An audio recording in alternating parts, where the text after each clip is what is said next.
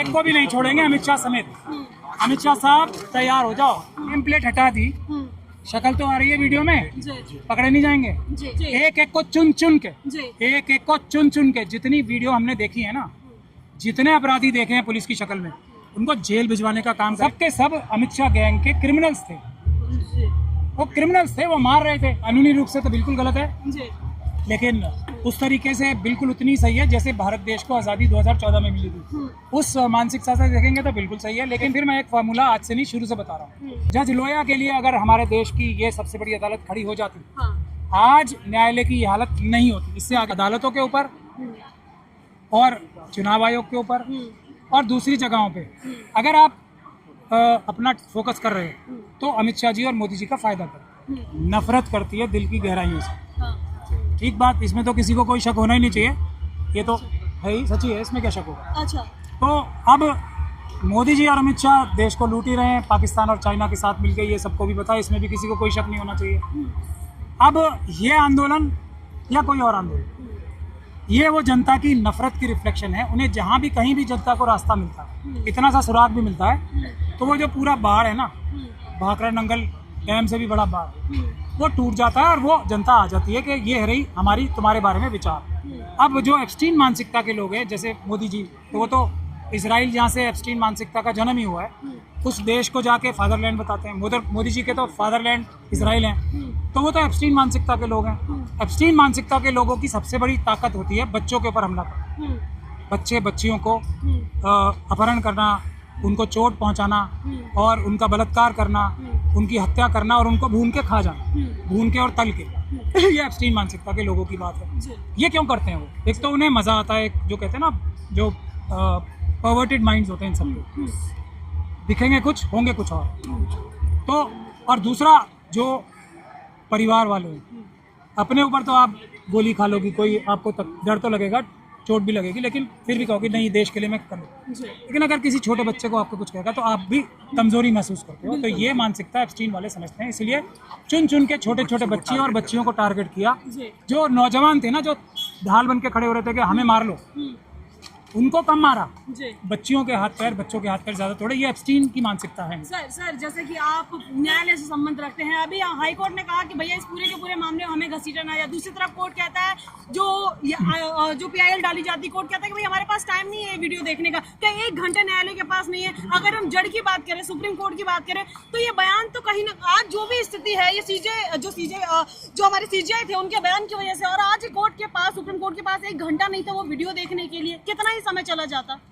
अच्छा, देख भी लेते। पहले तो हमें टारगेट फिक्स रखना चाहिए। टारगेट अभी अमित शाह जी हैं। ये जो आपराधिक गैंग चल रहा है, अमित शाह साहब का गैंग, अगर इसमें से अमित शाह जी का इस्तीफा हो जाए तो ये सारा गैंग जो है ना, इनकी गतिविधियां जो है, क्रिमिनल गतिविधियां पूरे देश के हर प्रदेश की और के केंद्र की सभी मिनिस्ट्रीज की, वो उसका एक फोकल पॉइंट कम हो जाएगा, तो वो आपराधिक गतिविधियां कम हो जाएगी। फोकस हमारा वो होना चाहिए। मेरा ये मानना है, मेरी बात हर एक कोई माने, आज माने या कल माने, वो उसके ऊपर है, लेकिन ज़बरदस्ती नहीं है कोई। अदालतों के ऊपर और चुनाव आयोग के ऊपर और दूसरी जगहों पे अगर आप अपना फोकस कर रहे हैं तो अमित शाह जी और मोदी जी का फायदा कर। वो तो चाहते ही हैं हमसे हट के बात कहीं और चली जाए। सब कुछ तो एक्सपेंडेबल है। कमिश्नर साहब को 1 मिनट में फेंक दिया ना सर आपको। तो अब मैं ये कहता हूँ कि जो भी सुप्रीम, ठीक है आप वीडियो देखती बहुत अच्छा लगा। तो कोर्ट वही कह रहा है ना जो हम कह रहे हैं इतने दिन से, अदालत वही जाता है जो समझदार नहीं होता। मोदी जी और खास तौर पे सुप्रीम कोर्ट तो वही जाता है, या तो वो समझदार नहीं है या RSS और BJP द्वारा बहकाया हुआ है या उनका एजेंट है। जाना क्यों है, देश की सबसे बड़ी अदालत ये रही। जज लोया के लिए अगर हमारे देश की ये सबसे बड़ी अदालत खड़ी हो जाती, आज न्यायालय की ये हालत नहीं होती। इससे आगे मैं कुछ कहना नहीं चाहता। आप लोग ये आंदोलन करो खड़ा मजबूत, और फिर देखो यही चुनाव आयोग थोड़ा सा बेहतर होगा, यही अदालतें आपके जो उम्मीदें हैं उस पर पूरा उतरने लगेंगी। अभी हमें यह सोचना चाहिए ना कि एक तरफ जज लोया का एग्जाम्पल रोज दिया जाता है जजेस को, और दूसरी तरफ एक काउंटर प्रोटेक्टिव मैकेनिज्म नहीं है जजेस के लिए और हमारे दूसरे संवैधानिक पदों पे बैठे थे। तो उसके लिए ये संवैधानिक कवच खड़ा हो रहा है। आप बहुत जल्दी फर्क देखेंगे, फिर आपको पिटीशन लगाने की भी जरूरत नहीं पड़ेगी। ये मेरा दावा है, आप मानो या ना मानो, गलती सिर्फ और सिर्फ मोदी जी और अमित शाह जी की है। और पर मोदी जी तो सर कह रहे हैं कि नीट की परीक्षा में जो भी मुजरिम है उनको बख्शा नहीं जाएगा और युवा खुद समझदार है। जब युवा समझदार है फिर युवा यहाँ क्यों मौजूद है? समझदार हैं यूं ही तो मौजूद है। हाँ, नहीं मोदी जी जो मैं भी तो यही कह रहा हूँ, जी। समझदार हैं जी इसीलिए तो मोदी जी का इस्तीफा मांग रहे हैं। जी अगर समझदार ना होते तो ये नहीं करते काम। बट बुनियादी बात ये देखिए, फिर मैं एक फार्मूला आज से नहीं शुरू से बता रहा हूँ। आरएसएस और बीजेपी का जितना बड़ा नेता होगा वो जो भी बोलेगा, ये संभावना उतनी ज्यादा होगी जितना बड़ा वो नेता होगा कि उसका उल्टा सही है। जो वो बोल रहा है वो गलत है और उसका उल्टा जो होगा वो उसके चांस ज्यादा है वो सही हो।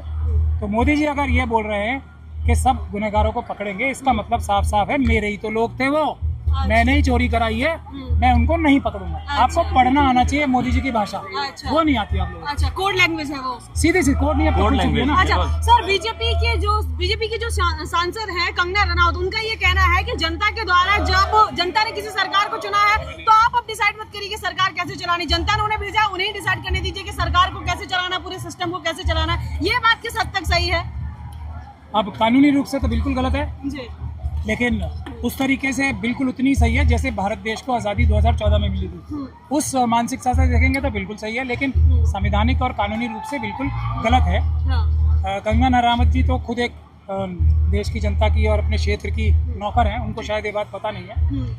और नौकर ये कंडीशनल होते हैं। ये मैं आपको थोड़ा सिविक्स की आम आदमी की भाषा में समझाना चाहता हूँ। मोदी जी के पास उतनी भर ताकत है, एमपी एमएलए के बाद उतनी भर ताकत है जितनी देश की जनता ने उन्हें दी है। जो वादे वो करके गए थे या जो जनता ने डिमांड उनसे रखी थी, जब तक वो उस काम पे चल रहे हैं उतनी ही आवाज है वो जनता की, मतलब उतनी ही ताकतवर है उनके पास। जैसे ही जनता का विश्वास उनसे ऊपर से हटा, जैसे ही जनता ने ये कहा नहीं ये नौकर तो ठीक काम नहीं कर रहा, तो जनता क्या करती है कि वो ताकत जो है अपनी विड्रॉ कर लेती है। जैसे ये विड्रॉ कर ली मोदी जी से ताकत जनता ने, अब वो धोखाधड़ी वाली ताकत इस्तेमाल कर रहे हैं। कंगना रनौत जी को ये थोड़ी सिविक्स भी सीखनी चाहिए। अगर जनता ये बोल रही है कि ये नहीं होगा तो मोदी जी जो कि एक नौकर हैं उनको वो नहीं करना पड़ेगा, इनसे पूछ के करना पड़ेगा। ये है भारत का संविधान बाबा साहब का बनाया हुआ। ये नहीं कि बन गए और अब मैं लूट लूं 5 साल तक, ऐसा नहीं है, लूट नहीं लूंगा। अच्छा सर, यहाँ पर जो प्रोटेस्ट के दौरान जो हमला हुए, जो पुलिसकर्मी के द्वारा जो डंडे बरसाए गए और जिस तरीके की हरकत की गई, हम प्रशासन को कहीं ना कहीं रक्षक मानते हैं। वो रक्षक, एक जो तस्वीर दिखी वो भक्षक के रूप में थी। खासकर महिलाओं को, बेटियों को, छोटी बच्चे को किसी को नहीं देखा जा रहा था। किसी के सर फोड़े जा रहे थे और लड़कियों के कपड़े तक नोचने का काम किया। ये किस तरीके का? जी देखिए, मैंने कम से कम 100 तो वीडियोस देखी है मैंने भी खुद। जी मुझे किसी में भी, ध्यान से सुनिएगा सब, एक भी वीडियो में एक भी पुलिस वाला कोई भी किसी बच्चे को मारता पीटता नहीं मिला, एक भी। अच्छा। सब के सब अमित शाह गैंग के क्रिमिनल्स थे। वो क्रिमिनल्स थे, वो मार रहे थे। हाँ। पुलिस वाला तो कोई नजर नहीं आया मुझे। पुलिस वाला तो तब नजर आता जब उन क्रिमिनल्स को कोई रोक रहा हो। वो पुलिस वाला था, वो मुझे एक भी नजर नहीं आया। 100 वीडियो तो मैंने देखी। सो हम लोगों को अपना पर्सपेक्टिव ठीक करना पड़ेगा। ये अमित शाह गैंग है बहुत बड़ा, जो आपराधिक गैंग है, एक टेररिस्ट गैंग है। उसके ये मेंबर्स हैं जो कि पुलिस वालों की शक्ल में खड़े हैं। उनको पुलिस वाला कहना मेरे ख्याल से बहुत गलत बात। सर, वर्दी से नेम प्लेट को हटा देना और कारण देना कि गर्मी, और नेम प्लेट से कितनी गर्मी लगती है? बिल्कुल सही है गर्मी, लेकिन अमित शाह जी की गैंग है ना। हाँ। इतनी अकल भी नहीं है उनको। नेम प्लेट हट जाने से फोटो छुप जाएगी, जी। मतलब है ना बेवकूफ़ी की बात। अमित शाह जी को बार बार रिक्वेस्ट की है, जितनी अकल है उससे ज्यादा भी अकल आ सकती है, और लोगों से ले लिया करो। नेम प्लेट हटा दी, शक्ल तो आ रही है वीडियो में, पकड़े नहीं जाएंगे। जी सर, आपको बेवकूफ़ी के काम एक एक को चुन चुन के जितनी वीडियो हमने देखी है ना, जितने अपराधी देखे हैं पुलिस की शक्ल में, उनको जेल भिजवाने का काम करेगा भारत का संविधान, और हम भारत के संविधान के सिपाही हैं। एक नहीं बचेगा, एक, ये ध्यान रख लेना। अब मारो। सर, आप कोई एक्शन लेंगे इस पूरे के पूरे जो भी अभी चल रहा है देश में और जो कुछ भी हो रहा है? देखिए, मैं वकील हूँ तो वकीलों की लिमिटेशन होती है। मैं यहाँ आज आया हूँ और जब मैं बात बोल रहा हूँ कि एक को नहीं छोड़ेंगे, तो हमारे पास कुछ क्लाइंट्स आ गए, इसलिए ये बात मैं बोल सकता हूँ कि एक को भी नहीं छोड़ेंगे, अमित शाह समेत। अमित शाह साहब तैयार हो जाओ। ये आपराधिक जो षड्यंत्र था ना, उसके सरगना आप हो। एक एक लाठी, एक एक खून के एक कचरे का और एक एक पक्षी के दामन का बदला लिया जाएगा। ये बात ध्यान रख लो, भारत का संविधान आपको छोड़। प्रेम में सर, कहीं ना कहीं सरकार को नौकर समझ रही है। सरकार की अगर बात करें, सत्ता में बैठे कुर्सीधारियों की बात करें, वो खुद को राजा समझ रहे हैं, हिटलर से उनका कंपैरिजन हो रहा है। अमित शाह के इस्तीफे की मांग की जा रही है, एक धर्मेंद्र प्रधान का इस्तीफा नहीं आ पा रहा है। धर्मेंद्र प्रधान जी को छोड़ के अमित शाह जी पे फोकस करना चाहिए, ये मेरी निवेदन है। बिल्कुल अमित शाह साहब पे फोकस करना चाहिए। वो इस आपराधिक गैंग के सरगना हैं, वो हट गए तो बहुत सारे अपराधी अपने आप देश छोड़ के भाग जाएंगे। सर, आपने बोला आपने 100 से ज्यादा वीडियो देखी। दिल्ली पुलिस के द्वारा क्लैरिफिकेशन दिया गया कि सारी की सारी वीडियो AI जनरेटेड है। दिल्ली पुलिस ने किसी पे हाथ नहीं छोड़ा। आपको क्या लगता है? मैंने दिल्ली पुलिस का भी कोई जी इस प्रकार का स्पष्टीकरण नहीं देखा है। जी दिल्ली पुलिस का जो वो लेटर पैड वगैरह है, जी आधिकारिक जो उनका ट्विटर हैंडल वगैरह है, वो कुछ लोगों ने उसका दुरुपयोग किया है, जो कि पुलिस अधिकारी नहीं है। वो झूठ बातें लिख रहे हैं। झूठ लिखने का काम किसी पुलिस अधिकारी का नहीं होता, अपराधियों का होता है। जो गलत बातें लिखता है वो पुलिस वाला नहीं होता। मैं यही बात आपको समझा रहा हूँ। जी। जिन लोगों ने ये लिखी है बातें, वो भी बख्शे नहीं जाएंगे। भारत का संविधान छोड़ेगा नहीं उन्हें, ये याद रखें। अब लिखें जो लिखना।